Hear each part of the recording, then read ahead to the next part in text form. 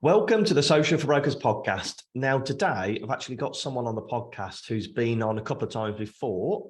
It's the amazing, yet very humble Matt Coulson. So before you kind of turn this off and go, oh, I've listened to Matt before, I know exactly what he's going to say. This is going to be completely different. And I'll tell you why. But first, I want to welcome Matt on and say thank you for coming on again, Matt. Thank you very much. Thank you, Chris. Although we both forgot that I'd been on the second time. So this is my third, and we both thought it was going to be my second until you discovered it was my third today. So no, great to be on. As you say, hopefully not going to bore people to tears who've already listened to me, and would ideally like to give somebody something new. Definitely. If I can, although all the pressure on you because it's all based on the questions you asked me, right? Yeah, cheers for that, Matt. That's all good, mate. So Matt's first appearance was episode 19, and it was about how he got into mortgages, how he grew his team, and ultimately what makes a good mortgage broker in his eyes. Then the second episode he was on was episode 34, and this was all about how to hire and train apprentices, how effective, and also he talks about how rewarding it can be as well. Matt's got some great staff that have started as apprentices and now are managers of some of the teams that he runs. So go back and take a little listen to episode 19 and episode 34, definitely, if you're looking on taking them apprentices. But today's episode, as I said, it's going to be completely different. And it's going to be around how not only to grow the business, but how to take a step back. Because I've spoken to a lot of brokers where are either at the stage where the company's got that big, where they either need to take a step back or they need to get somebody in to run the business for them. Or it might be even that you're thinking of your 3, 5 or 10-year plan is to take the step back and let other people run the business or run it yourself. So Matt is the first scenario I talked about. He built the business to a point where he took a step back, and now he has an amazing team of managers that run everything for him, but he still oversees the business. And he also features a lot on social media that we're going to be speaking to as well. But if nobody's listened to Matt before on the podcast, could you give us a little bit of a background to you, Matt, what you've done, where you've been, and what the business is today? Yeah, of course. I'll keep it brief because I will ramble otherwise. By the way, if you hear microwaves pinging and people running around, it's because we're recording this right slap bang in the middle of lunchtime in the office. Ah, yes. So I've tried to find a quiet room, but it just seems like it's the one point in the day where the corridor is like a stampede. So apologies in advance if you get any of that. I will try and sort of mute myself when you're speaking, Chris. So nutshell of me, I run Heron. We are 11 years old in September. So next month, September 22, will be our 11th year, which is scary. I started the business off with my business partner, Warren, and that was back in September 2011. We essentially grew from a couple of blokes with 2 mobiles, tapping up estate agents to ask whether or not we could look after their clients. So nothing groundbreaking there, no reinvention of the wheel, and grew fairly organically over time. I think where are we different? We have always had a bit of a technology focus that sort of the market led to us, actually, funnily enough, over the last 2 or 3 years. So the things that we'd been trying to do, like get people on video calls, all of a sudden everybody wanted to do it. So we were very, very lucky in that respect. We've always taken on apprentices, as you mentioned. I think we've talked about that before, and believed that if you're good enough, you're old enough, and your experience is irrelevant, really, if you come in and you pull up trees. I think we're at about 47, 48 people now. We're now across 2 bases. So we have our office down in Hertfordshire in the southeast, which is where we've always been based. Well, this is, I think, the 3rd or 4th office in this region, but we've always been within a sort of a square mile of where we are now. And we now have a second office, which opened up in the northeast, where I'm originally from, up in Gateshead, which has really been growing quite rapidly. So we've been recruiting advisors up there. And at the moment, we've got a team of 6, potentially about to go to sort of 8 or 9 in the next few months. So 2 bases physically. We don't have any remote staff. So we're kind of flying in the face of the sort of modern world, if you like. All of our advisors are office-based. And everybody else in our team is office-based as well. You've got odd people who do home days here or there, but broadly, we're all in one of our 2 offices. Most of our business comes from house builders. So a lot of new build. We still look after quite a few estate agents. Some of them we've looked after for the best part of 10 years now. Oh, awesome. And a huge back book, as you could probably imagine now, of returning remortgage clients that we've looked after 3, 4, 5 times in the space of the 11 years that we've been operating. So it's a bit of a mixed bag. Very lucky to have such a good team that, as you say, they do all the hard work. Really, I just take the glory and pitch up in videos like a performing seal. But hopefully that's a potted history of us and gives you an idea of who we are and what we do. What you'll notice, and I've said this on the previous 2 episodes, is Matt will never take any credit for this business. So I just want to say that, Matt, you've built a phenomenal business here, and kind of make you blush a bit, because it is incredible and everybody knows who Heron is. But Matt will never sit there. Matt will always praise his team before he takes any credit himself. So that's me saying credit for such a phenomenal business. Well, that's very, very kind of you. I'll try and take a bit of credit, but genuinely, we've got such a great team. And I think the other thing, in the spirit of this conversation today, Chris, is that most of what we've done has basically been somebody else's idea. Like there's not a lot of, there are things that we do that are a little bit quirky, that we are slightly different in some areas, but so much of our process and the way that we run the business and the client journey, and we've taken that from other people. We sort of watched and listened and thought, actually, that looks quite good, and we like that bit over there as well, and can we put it all together? So, yes, what we've done is great, and it is, we've got an amazing team, but actually, there's nothing that original, and hopefully that's gives some encouraging for it people. Can be done. We're not reinventing the wheel here by any stretch. You've obviously done it consistently and you treat your clients well. If I take you back to when you were, you and your business partner set this up, did you ever envisage a 50-person business? Yes and no. Yes and no. I mean, I think we always had this sort of idea that we were going to be really big, and we wanted to be, and I don't think we're anywhere near where our final destination is, if there is such a thing. We always knew that we wanted to become bigger than just a couple of blokes. Okay. I think partly because we knew that we were fairly talentless and had limitations, and probably needed some other people to do the running around. But yeah, we knew that bit, but I would be lying if I said we knew how to get there. Mm-hmm. It's all been sort of make it up as you go. And obviously you get better at that. You through experience and through watching what others have done, you start to make fewer mistakes. Yeah. I think we always wanted it. We always had an idea of it, but there was no real detail around that idea. It was just we'll be really big one day, won't we? But no basis for that other than what we wanted to do. And do you mind sharing how many mortgages you do on average every month with just short of 50 staff? Yeah, it's growing now. So I think it's good to contextualize it. So of that, you've got 12 advisors on the mortgage side. 2 of whom are very new, so just come through relatively recently. And then we have 3 advisors on the protection side, about to be another, and then 1 general insurance. Mm-hmm. We also break down that mortgage team. So 3 of those would be purely remortgage specialists. So they're not taking on a great deal of new business. They're focusing on our existing clients, as you say, and trying to do a good job for them. And we're touching on towards 300 mortgages a month now. Which I'm not entirely happy with, but we've got that infrastructure. I'd say if we weren't sort of exceeding that regularly by the end of this year, we'd be doing something wrong.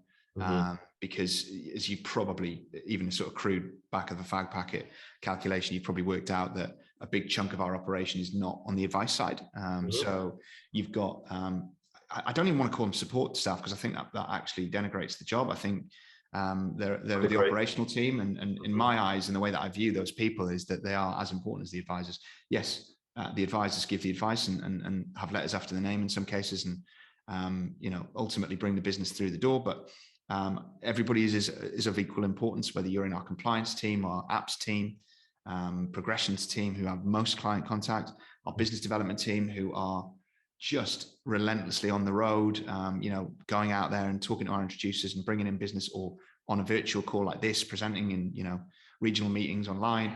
So about a third of the team are advisors, but everybody else is of equal importance as far as I see it. And that's the way you've always set your team up there. That's what I really wanted to get into the crux of today, is almost building a blueprint of what makes your business so successful and what allowed you to take that step back. Because like you say, there's no secret to it. It's hard work and it's taking ideas from other people. So I hope this episode can give some people 10 minutes into the episode now, we've done the introduction. Now we're really going to get into the crux of what you've done to make it so successful. So first thing is, could you talk us through the structure that you've set up in the business? Yeah, I'll simplify it. So essentially, I think the easiest way to envisage it is that we have designed an environment whereby the advisors do very little else beyond the advice. So they're having an appointment with a client, or they're in discussion with a client that ultimately is going to directly lead to some sort of submitted business. Once the advisor has had that conversation with the client, they've given the advice, the client's accepted it, and they're happy to proceed. They do obviously have that document gathering element at the beginning, which we largely rely on tech to simplify, which is great.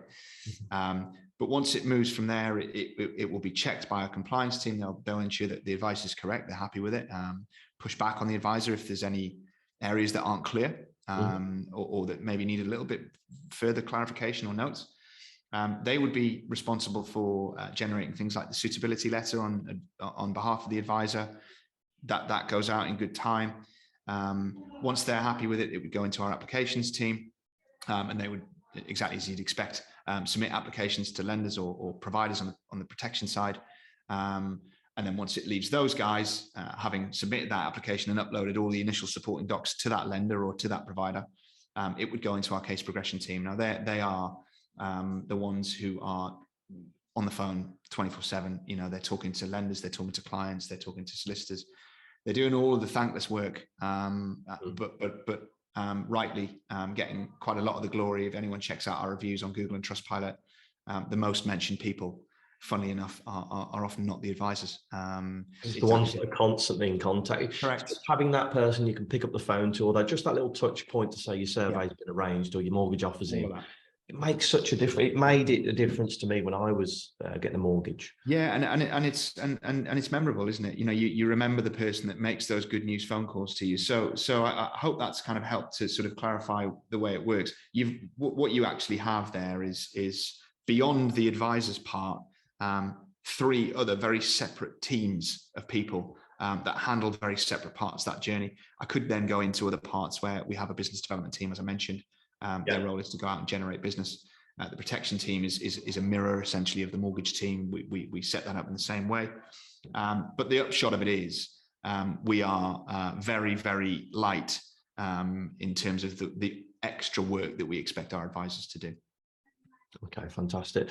It's very similar to, I was just thinking, I watched the McDonald's film and they spoke about McDonald's was the best business idea because everybody had their own station. There'd be one person that would do the bun. There'd be one person that does the gherkin. There'd be one person that does the ketchup. And that's essentially what you've done. You've broken down the whole process. Yeah, that's basically it. It's that people are specialised in their own areas, aren't they? It's Henry Ford. It's Toyota. These are big businesses that have got far more MI than we have, and are very successful in terms of breaking down a customer journey or a product journey. And obviously seeing the benefits that brings. Ultimately, it makes you more efficient as far as I'm concerned. Efficiency, isn't it? So let's talk about efficiency now. So you would have had to set up some kind of efficiency for you to take that step back, because you would never take a step back as a mortgage broker if everything was just all over the place. So can you talk us through when you decided to take the step back, like what the staff levels were like, and were there any financial implications at that point? Let's not sort of sugarcoat the issue. I think I was a good advisor. I wasn't as good as some of the advisors that now are in our team. We've got sensational individuals.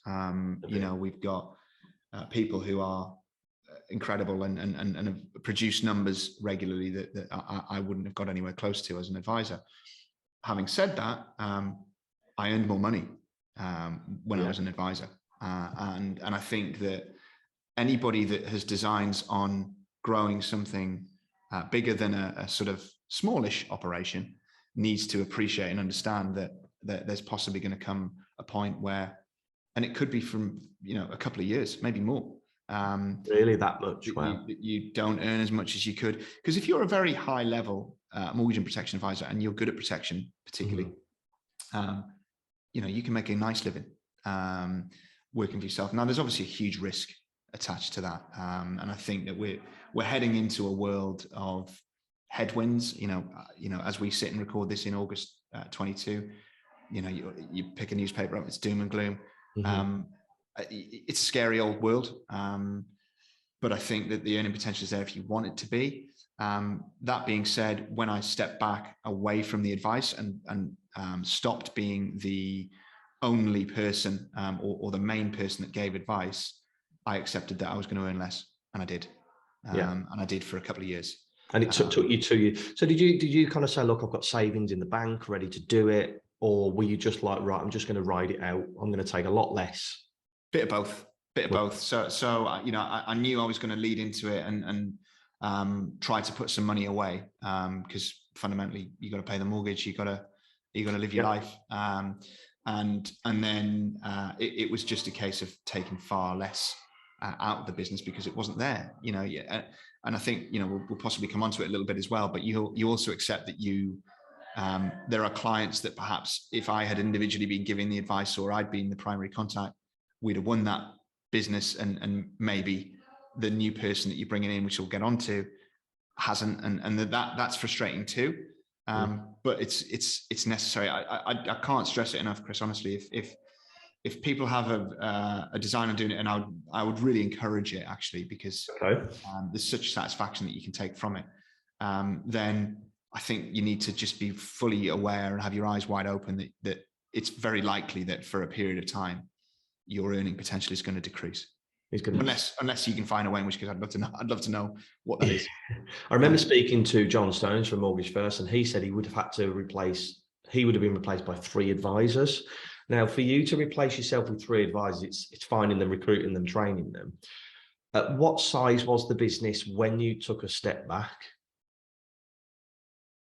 Good question. I'm trying to actually think back to it. You're talking like 3 advisors, 5, 10? I don't know. I think at the point that I did step back, we had a couple of other advisors. So Warren and I were writing business. We had a couple of other advisors that we had brought in to look after some of the estate agents that we had brought on board as our introducers, and had become huge in their own right. So we'd almost created this problem for ourselves where we had too many leads, and then you bring advisors. And it wasn't much more than that. I think there was probably 2, 3 support staff, maybe a little bit more, but not much more than that.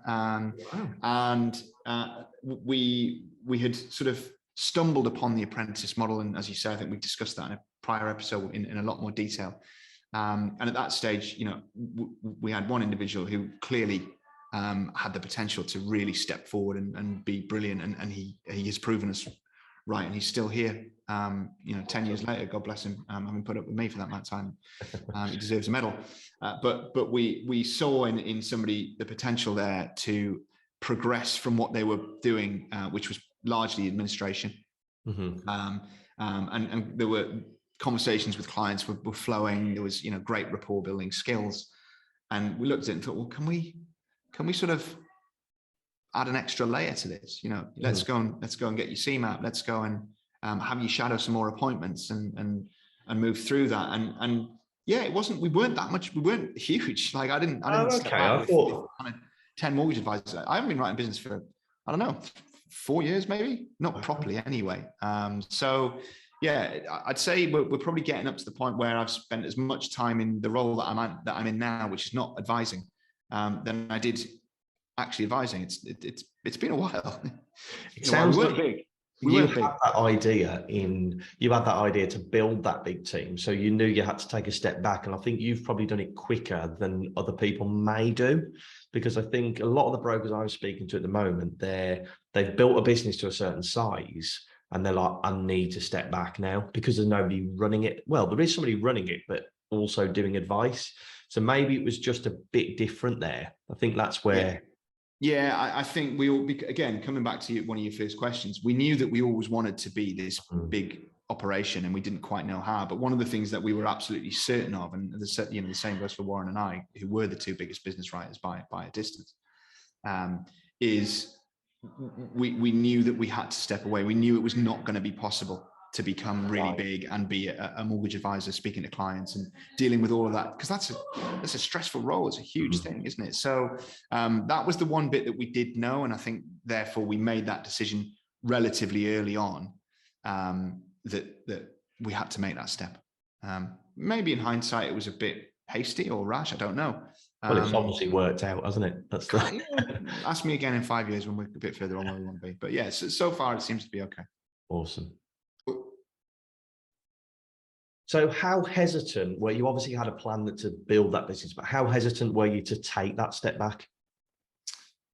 I think hesitant is probably the wrong word. I think more concerned. I think because we always, again, I feel like I'm sort of repeating myself a little bit, but because we always knew we wanted to grow, and we always knew an inevitable part of that was the fact that both Warren and I would need to come away from the sort of client contact aspect.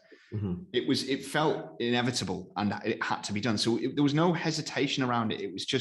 It was more about making sure we had our ducks in a row. Okay. And I think there was almost like a certainty that it was going to be all right. It would be fine. But it was more, we kind of don't know what it's going to look like. We're just really making it up as we go. And we have to make it work. So it was less hesitation, more kind of concern around how do we go about it, rather than, oh, I'm really worried about doing it. Does that make sense? And I don't want to be dismissive about that, but does that make sense to you? Definitely. And it's quite interesting that you say, because people might look at you and think, oh, he's obviously run businesses in the past, he knows what he's doing. But the honesty there is, no, we have a clue. We took a step back. We had the money, and yes, we knew we'd figure. And I think mindset is a huge thing, and we'll be talking about this on before we start recording. But you had the mindset of it's going to work. It has to work, but we know it's going to work. And I think you don't have that mindset. You almost set yourself up to fail, don't you? Yeah, totally. And I think, and again, I don't mean this disparagingly by any stretch, but I think as an industry, whilst there are lots and lots of people who do what we do, the majority of them, I don't know, lifestyle business is a bit disrespectful, but I think a lot of people almost do it as a sort of, well, I'll do a few mortgages here or there, and I'll see how that goes. And, we'll kind of see where the market is. And if I get a remortgage land on my desk, as the client rings me back, I might do it. I still think actually there's quite a lot of that about. So if that's the backdrop, and maybe I am being unkind, but if that's my perception of the backdrop, then I just look at it and think, well, as long as I give 100% of this and I'm willing to just keep working, I can't fail. I can't fail. Yeah, there's going to be a period of time where I don't earn as much. Granted, I don't think that's, as I say, I don't feel like it's possible unless there's somebody far smarter than me who can do it. But inevitably it'll be fine. It's just when. And that was, I think that was the way that we approached it. It wasn't one of nervousness or hesitation. It was one of just concern around how do we actually physically go about this thing. Get our heads down. Did you get a business plan together, or was it just a loose thing that you and Warren said, right, this is where we want to be? It wasn't anything fancy. It was just back of a fag packet, as you said, that kind of plan. Yeah, I mean, look, we always joke about business plans because, we have to be fair, we have got better at business plans in latter years. And I think it's impossible to have, a payroll like ours, for example, and not at least plan for it a little bit. So we have got better. But back then we were rubbish at business plans, absolutely rubbish, naive, making mad assumptions, not building in buffers for things because you just think everything's going to be fine. So whilst we didn't have a plan to answer that, but what we did know is that if this person was going to be profitable for the business, as well as obviously taking those huge career progression steps as an individual, then we knew how many mortgages we needed that person to be able to handle each month. And in order to sort of pay the way is the wrong phrase, but remain a viable part of the business that would then become, a model or a template that you can say, actually, if we can get that person to that level of production, and we can therefore use that as the blueprint, well, we can repeat that and we can go again. So whilst we didn't have a proper business plan, we knew how many mortgages we needed that person to do each month. I think that's an interesting concept, because a lot of brokers think, when I get more leads than I can handle, I'm going to hire a new member of staff, which is great. That's the perfect way to do it. But it's then thinking, well, how many leads do I need to give that person for them to convert them into mortgages? And how many mortgages do they need to pay their way, essentially? So it's actually thinking about it backwards. Have you got to give a person 5 leads to convert one? Have you just got to give them 2?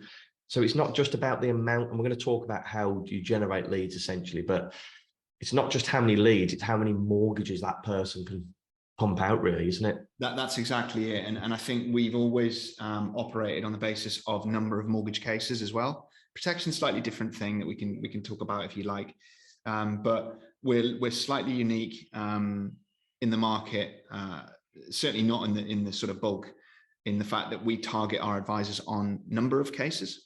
Not loan size, not banked business, which I think is the sort of more corporate estate agent view. And you know, from your background in agency, Chris, you'd probably be aware of how a mortgage broker and estate agent branch is typically targeted.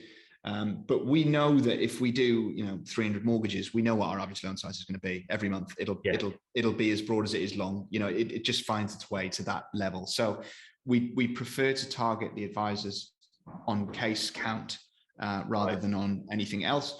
It sort of allows you to create a template job that's not based on the market being good or bad. But also it encourages the right behaviors. So, particularly if you've got a new person or a young person that you're bringing in as a trainee to sort of take on some of your workload as a business owner, there might be a temptation there for them to go out and chase these big fish. Guy's inquiring, he wants £1 million mortgage. Better go and speak to him. But actually, is that right? Should you give that person any more attention than you give to the person who's been back to you 3 or 4 times, referred their brother and their sister and their mum and their mate at work, and they want a 20 grand further advance for a new kitchen? As far as I'm concerned, they both need that same journey. So we've built that into our ecosystem, and that's how we started. Now, I think that was probably luck, to be honest, because we were just trying to keep it simple for ourselves. But we knew that, if that person did X amount of mortgages every month, then this was a viable thing that we could then roll out. And that was as simple as that. I'm a pretty simple bloke, and if we can keep it easy to monitor, then we know we can stay on track for it. That's why I love you talking about that, because it doesn't need a fancy business plan. It doesn't need anything. It just needs, right, how many leads does that person need to do? This many mortgages to earn this. We can say your OTE is going to be X, Y, and Z, and we know that we're going to make this much over the months. Now, what I want people to take from that last 30, 60 seconds is you didn't know what you were doing, essentially. No disrespect, and not a clue. Not a clue. You had to run the accounts while she was setting up the business. You had to run the marketing. You had to run the admin.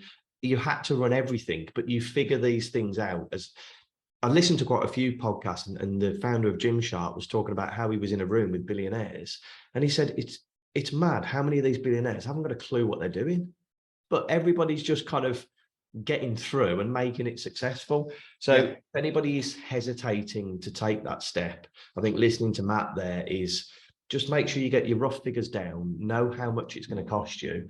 Don't take a broker on unless you're able to feed them with the amount of leads that they can convert into mortgages. And mortgage case is not case size. That's quite interesting. Yeah, and I think I don't want to be. You're spot on, by the way. We didn't have a clue,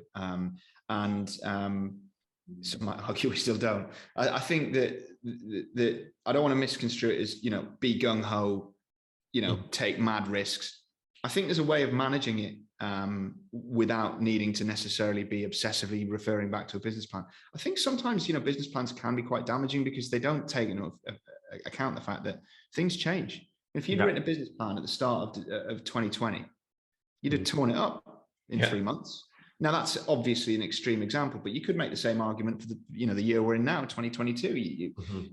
I think if you ask the regulator and the Bank of England, when they set out to make an assessment around affordability rules, which is a big news story this week, and the relaxing of those rules for whatever you think that's worth, when they set out on that journey in, I think, October, November last year, did they expect us to have double-digit inflation? and a cost of living crisis and people's gas bills going up 75% a quarter? Probably not. So I think it just shows you that you can be. I've spoken to people before who become obsessed with a business plan, and actually it can sometimes freeze you in your tracks. Not fluid, are you? No, and whilst we are a lot more grown up nowadays, we are still quite fluid, and we are relatively adaptable within the confines of the plan that we have. And I think when you are setting out to step away and have a broker, you have to be aware that there might be bumps in the road, and be able to deal with those and deal with that individual and their own needs as well. So don't be too obsessed with the business plan, but don't be too gung-ho either, if that makes sense. Be in the middle, be quite level-headed and laid back with it. Yeah. Before, I wanted to talk about social media, because we are big on social, but I think it'd be really good for the listeners just to talk about the processes that you have in place for clients. And it doesn't have to be really in depth, but kind of what happens when they book an appointment. So how do customers book appointments with you at the moment? So there's numerous ways.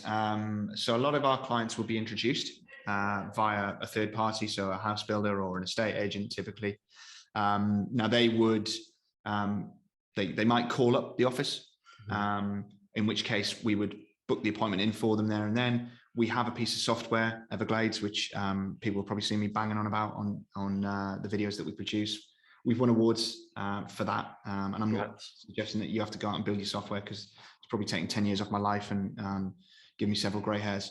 But it's essentially a 3-in-1 CRM system, customer portal, and introducer portal as well. So we're sharing information. Our website links into that as well. So you could have a client visit our website, book an appointment on there. What we're trying to do is, whichever route you come at us from, whether that be a phone call into us, whether that be an email into our info address, whether that be you clicked on a Google ad that we might have done, or you clicked on a link in our Facebook, or you went direct to our website because your mate sent you there. We try and funnel them all into our appointment booking system, which is, in our case, is through Everglades, which is our system. But prior to that, we used things like Calendly. There are others out there that are very, very good at what they do.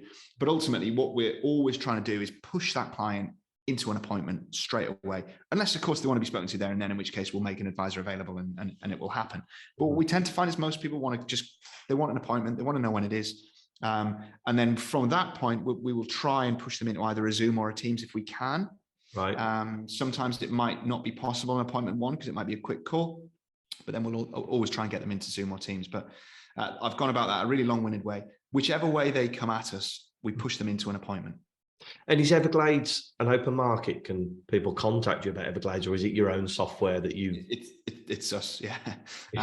Nobody can use it. No, you're not selling it now. Not yet, not yet. But right, okay. Watch this space in the future. But yeah, I'd rather get it to a point where I'm happy with it before we start to. And if you take a little listen to episode 19 about Everglades, it's an incredible tool, and you've spent years and years with developers developing this software. And the thing is, it's developed by a mortgage broker. That's the key to that bit of software. And I've seen it in action on the website. It's phenomenal. So they've booked the appointments. Yep. You do the appointment. You say that you have a mortgage advisor contacts them, does the appointment with them, gives them advice. Do you prefer them to be in the office? Do you prefer them to be over Teams or your telephone? Well, that's the beauty of the last 3 years, isn't it? Is that now there is an acceptance that it's probably not going to be face-to-face. Now, some people may feel that that's a bad thing. By the way, this is coming from a bloke who I was obsessed with face-to-face. That's all, I wouldn't have an appointment with a client unless it was face-to-face. I wouldn't even do a phone appointment. And obviously things have now changed. We had, as I said, we had sort of made a bit of an about turn prior to the pandemic, and the pandemic made it easier for us, to be frank.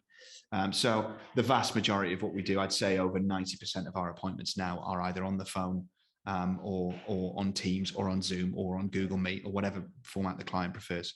So do you mind me asking then, why are all your staff office-based if everything's done remotely? It's just an interesting concept. It's a good question. I'm a complete control freak. Being honest, which they will all tell you, and their favorite days are the days when I'm not in.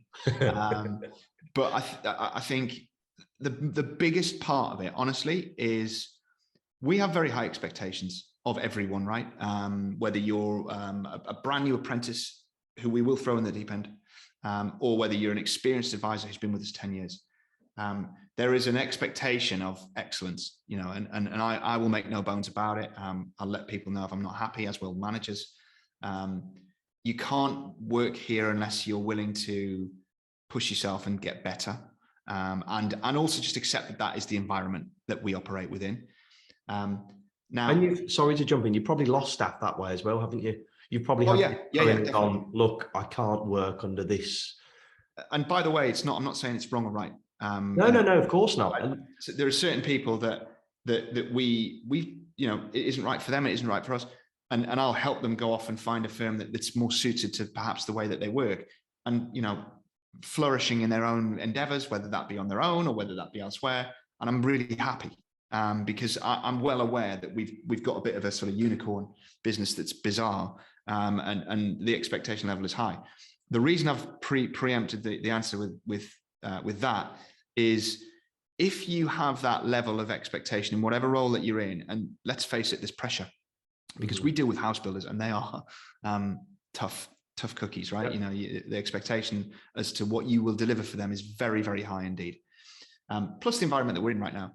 If you're working at home and you've got that, I think that can be quite lonely and quite stressful. Very good point. Whereas if you're in an office and you're surrounded by your mates and everybody gets on, you know, everybody gets on, you know, we go out, we do, I don't, because I'm too old and they don't want me there. But they'll go out and have drinks together, and they'll you know, they'll have the Christmas party and get rid of me. You're invited to that one, aren't you? I get invited, yeah, to hand out awards and then go. It's just like, you know, is he gone yet? But they're all, you know, they're mates and really good mates at that. And I think, do you know what it's like when let's say, for example, you know, I've been in somebody here saying, you know, what's gone on with your performance? You know, didn't like what I heard just there. You know, you're not at your best, whatever it might be, right? And I walk out of the room. You want to be able to turn around to your mate and say, he's at it again, you know, is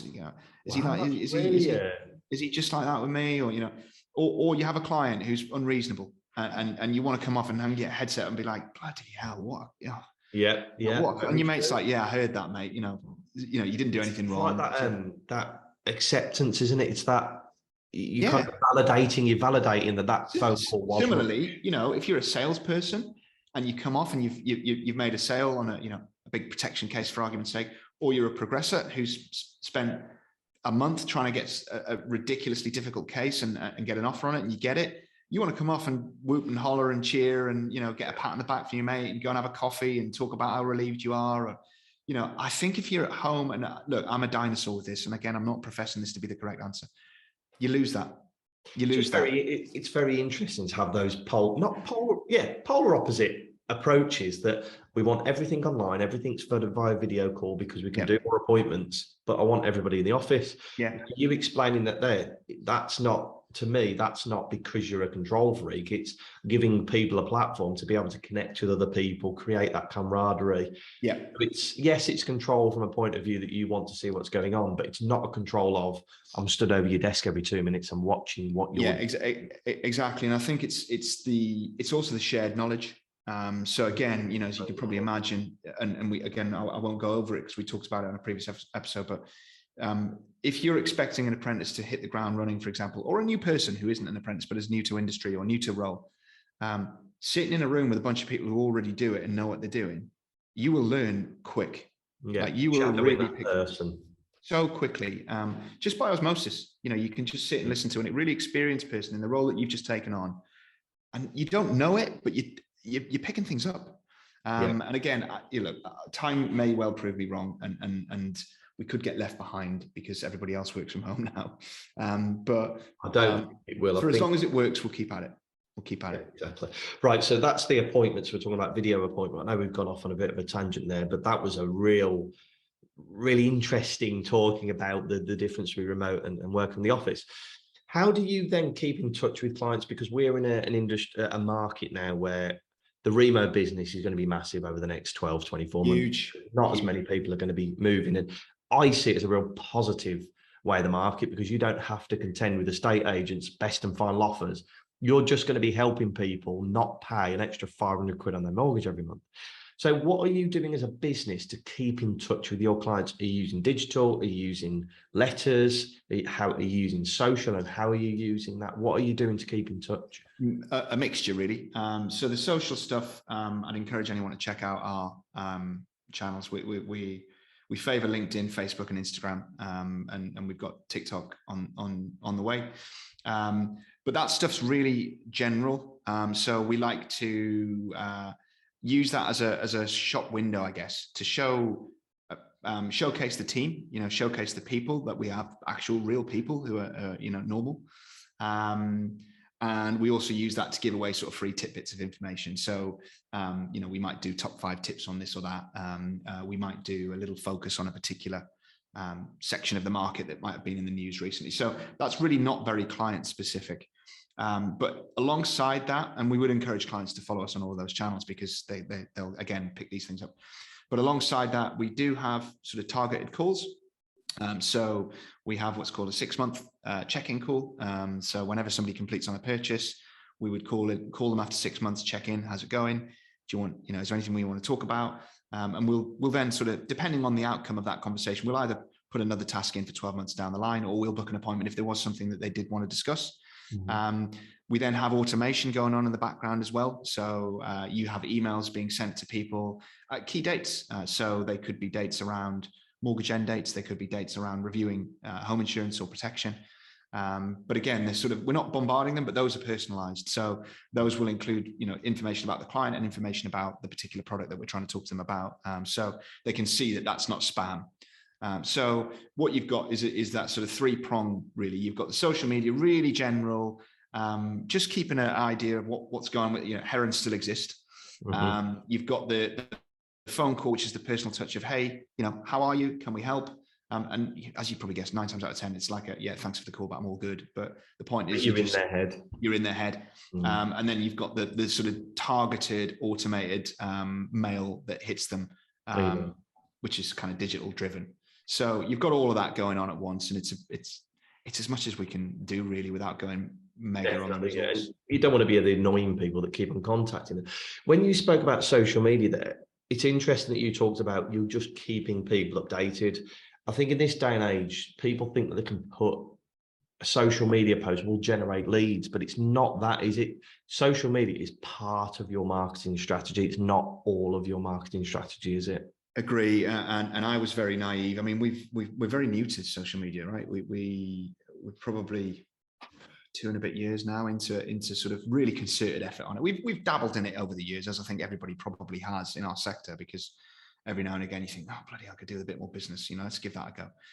But we've only really tried properly and put money behind it for the sort of 2-3 years now. I don't see it. And again, maybe you're going to correct me and say, actually, that's where you're wrong, Matt. But for us anyway, I don't see it as a primary lead driver. Now, I know absolutely there are businesses out there, friends of mine who run businesses who exist entirely on leads that they generate through social media, which, hats off. That is unbelievable. And it, like magic, as far as I'm concerned. And I know that you're sort of behind a lot of that stuff, Chris. And I think that that is there. But for us, it's not our primary. We generate a good amount of leads, enough leads, sometimes too many leads, through the introducers that we work with, which is predominantly house builders. So we don't need the social media to add leads directly per se, but we do pick stuff up from there. And actually what it is, it's more about authenticating who we are and what we do. So we'll have clients who've been referred to us by a builder. They Google us, they see the social media and they think, yeah, I like the look of them. And I'll give them a call. And actually, to me, it's more of a verification, authentication, whatever you want to call it. I know that there are others out there that run their business on it. But for us, it's more of an additional. They do, and that's it. It's verifying. It's been able to verify you as people to make sure that they know who you are. When do you tell people to follow you on social? At what stage in the process? All the time. So it's on email signatures. We try and encourage people to mention it on calls. We'll tell our introducers. So we'll encourage the builders and the estate agents that we work with to follow our social channels. Again, you want to try and subconsciously drip feed it in, but also have them send stuff to clients. right? Because, you know, Yeah. sending a client a video is way more powerful than sending a client an email that they'll never read. You know, we'll actively say to a house builder, look, we've just put out a podcast episode on YouTube. It's all around why you should buy new build, green mortgages, energy efficiency rating. What does it mean? And all of a sudden, they've got something to send out to a client that isn't bombarding the client with their brand. It's something different. Break it up, isn't it? Break it up. So yeah, we'll always ask clients, and we're always encouraging clients to follow our socials and write reviews. But we will ask introducers as well, because why not? Right. I never thought about that. Actually, that's really interesting. If you've got introducers to estate agents, whatever it might be, get them to share your content, because it saves them having to think about it. Of course. And hey, look, let's face it, they need mortgages too. So exactly, you know, those individuals, you know, the amount of mortgages that we arrange for people that introduce business to us that's not unusual. But I would say that we would probably do more as a percentage than most, just because we're so obvious and blatant, and push it on them all the time. So on social media, talking about this is something I speak to a lot of people about, and I've had a few conversations over the last couple of months. Is somebody's built the business, and say if it's called John Smith Mortgages, and they're the person that has always done mortgages for their clients. They've now hired 2 brokers.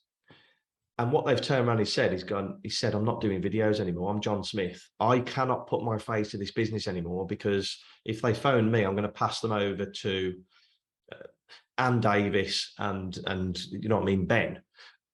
What is your thought on that? Because I see you on Heron channels, you're not giving advice, but you're still doing the majority of the videos, aren't you?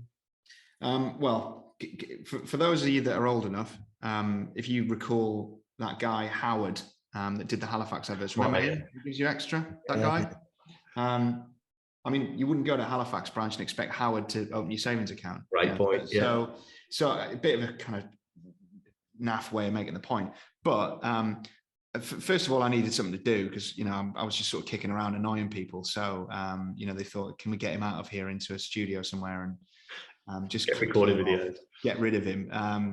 So I think that's part of it. I mean, look, I am associated with the business. You know, we have grown through people knowing me, wrongly or rightly. You know, love me or hate me. I think there is an association there. So I think making use of that association, but never have we had somebody ring up and say, "Oh, I'm sorry, I want to deal with that bloke in the video."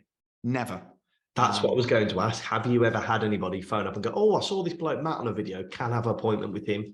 They'll say, I saw the video, and look, we have other people in the videos too, but they'll say, I saw the video, it was great. They don't ask, can I speak to that person? So I honestly, maybe we've just been lucky with that, but honestly, I don't think it matters a jot. I really don't. I think people see me in a video, or another person in a video for Heron, almost as a mascot or a representation of a point, almost as a sort of, I mean, we might as well be an actor, you know, or an extra, just sort of delivering information around a subject that's interesting to them, that they then think, well, actually, I need to go and deal with an expert. These people look like they know what they're talking about. Therefore, all of them must. So yeah, honestly, that's never, ever, ever created a barrier, not once. Never thought about that, actually. If you think of an actor, I remember seeing some adverts with, who was it? I think it was like one of the banks, and it was the guy from Friends, Ross. Oh, yeah. Was it TSB? Was it Lloyd? Yes, it was TSB. It was. Yeah, you don't pick up the phone going, "Oh, I'm getting an appointment with Ross." You pick up the phone because sort my mortgage out. Yeah, you're essentially the actor for the business, but you've got the face. The great thing is you've got the story behind the business. You've created it. Why wouldn't you want to put your face to that? Because you're proud of what you've created. And I think this is what we spoke about before the podcast started, is you are the person that's created the values for the business. Therefore, you should be at the forefront of it. Yeah, I think you make a point. You know, this is a whole other topic area, but we've worked really hard on core values over the last year or so, and that's become a huge part of what we do. That's a big can of worms. But yeah, I think the other part of it is that let's face it, I've got more of a willingness to keep, you know, do another take and make sure I get it right next time than perhaps somebody else would, because I want to make sure it's representing us as well as it possibly could. Yeah. look, there are people that are far better than me at it. Absolutely. But those people also happen to be the ones that are far better than me at advising, or far better than me at managing compliance or progressing cases. So it's like, what's the least damage that we can do is sort of give Matt that job. But yeah, I think there's something in that, is the fact that I have that sort of inbuilt history of Heron in my head. Yeah, exactly. That somebody else could never have. They couldn't. They don't know where you've been. It started that day one with 2 mobile phones, you and one. Great way to start it. And just to finish, I love the videos that you're doing. There was one probably a few months ago now. There was a girl who was like, I'm known as the mortgage queen, and I don't know who that was. That was Aisha. Yeah, she was particularly delighted when we started putting those out, obviously. Wicked. I loved it. I was chuckling away. But that's the kind of thing we're talking here about. Yes, Matt is the face of the business on a lot of the videos, but you do integrate a lot of the other staff as well. Anyway, I've taken up enough of your time, Matt, and I really hope people have found that really interesting. Go and follow Matt on socials. Go and follow Heron. Some of the content that they put out is fantastic, and I know that it'll be open to connecting on any of the social channels as well. Yeah, definitely. And you know, Chris, always a pleasure. I try and reiterate throughout, well, today and previously, I am not by any stretch an expert, nor do I know all the answers. But I think if anybody can take anything from this, it's just, you know, we've made a ton of mistakes, and if today has helped you to avoid those, then I've done a bit of good. So yeah, always very happy to connect with people and answer questions if they want to connect with me, but don't expect somebody who knows all the answers, because I genuinely don't. Perfect way to sign off, Matt. You're a very humble gentleman. You've created a phenomenal business. As a thank you, I'd like to donate £10 to a charity of your choice for coming on. Which charity would you like to make the donation? It would be, that's very kind, thank you. Create Arts. They're a charity that we've supported for many years. I think I've mentioned it on a previous episode, but I'll mention it again because, you know, the more support that they can have, the better. They help young people, empower them through the creative arts, whether that be music or any other creative art. And these are predominantly young people who might have been put in a position of being a primary carer in their house. There's other great work that they do, but a lot of the work that they do is around disadvantaged people, perhaps somebody who care for a disabled parent or relative, and they maybe don't have so much of that fun aspect of life that the rest of us take for granted at times. So I'd encourage everybody to go and check them out. They're not a ginormous charity. They need support. And obviously very grateful, Chris, for you contributing to them. It's really fun. I remember looking at them last time after you'd been on the podcast. I thought it was phenomenal. Imagine finishing school and then having to go home and be the primary carer. You don't have time to do design like I do, or paint or music. So it gives that opportunity to gives them a release, and it allows them to also interact with people who are in their situation, because it can be a very lonely place to be. And I think that just that little bit of association and interaction with somebody who's like you can help all of us at times, right? Exactly. Well, Matt, thank you so much for coming on. Really value your opinions on everything and the way that you built the business. I hope people, if it was me, and I always say this on episodes, rewind back to the beginning, go and take loads of notes. This is an episode where, yes, listen to it when you're out and about, but I think a bit of pen and paper and make a few notes would be invaluable. Thank you so much for coming on, Matt. I appreciate it. Thanks, Chris. Thank you.